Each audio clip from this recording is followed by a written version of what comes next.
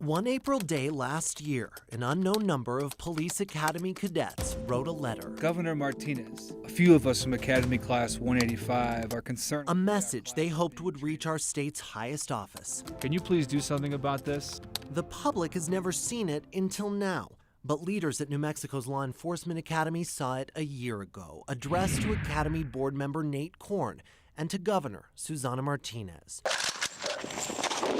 It's about Jack Jones, the man in charge of teaching men and women how to become cops. Well, this letter is written in all caps. There's also a lot of spelling and grammar errors, but we're going to show it to you and read it to you exactly as it's written.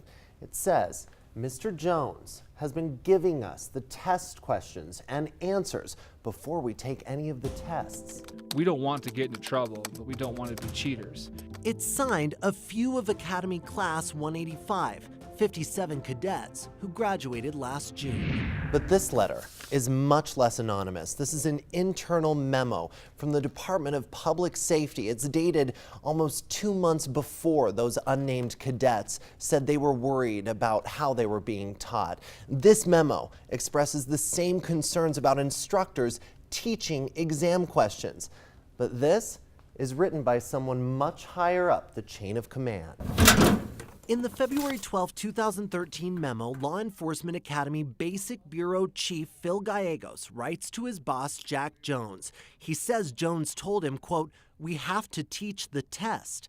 Gallegos goes on to write he's complied with requests from Jones to turn over answers to cadet exams, but adds, quote, "If we walk down this path, it will create bigger problems for us." Does Mr. Gallegos work here anymore? No, he does not. This is DPS Communications Director Tony Lynn. We asked for an interview with Jack Jones, but instead, Lynn said he would answer our questions about the anonymous cadet letter and the memo from Phil Gallegos. Was he terminated? No, he was not.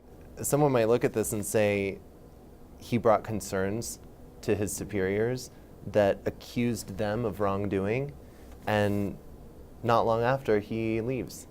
Well, sometimes if you don't like a place, you switch jobs. But what about Jack Jones? Did he give out exam questions and answers? Of course, everything that's on the test is taught. And I've heard the term a million times, teach to the test, right? You teach to the test.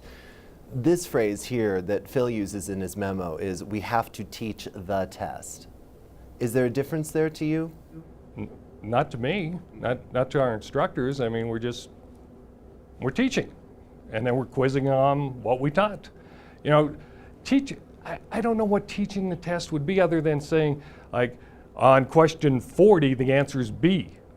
Right. That would be teaching the test. And that's what the accusation is here. And we don't do that. Months before this letter, KOB exposed how exam scores suddenly spiked at the academy. In February 2013, 80% of cadets scored at the top of the chart. Only about 6% scored that high in prior years. The anonymous letter writers were well aware. Another class was called cheaters, and we don't want to be looked at this way. Lynn says when DPS learned of the cadets' letter, the Attorney General's office spoke to the class and gave them a number to call. Lynn says no one did. He also says investigations by his own department turned up nothing. Since this letter, let's say in the last year, since last April, what has Jack Jones done to improve the academy specifically? Boy, I wish I could give you specific examples, but I don't sit in on the classes, so I couldn't give you a specific on that. So we offered a suggestion for DPS to establish an anonymous hotline so anyone can report wrongdoing at the academy. For the cadets to call, for anyone within the academy who sees a concern, they want to call and report their concerns anonymously, and they want those to be logged and accessible to the public. Oh, that would be no problem to do. Let's get her going. Okay. All right, sweet.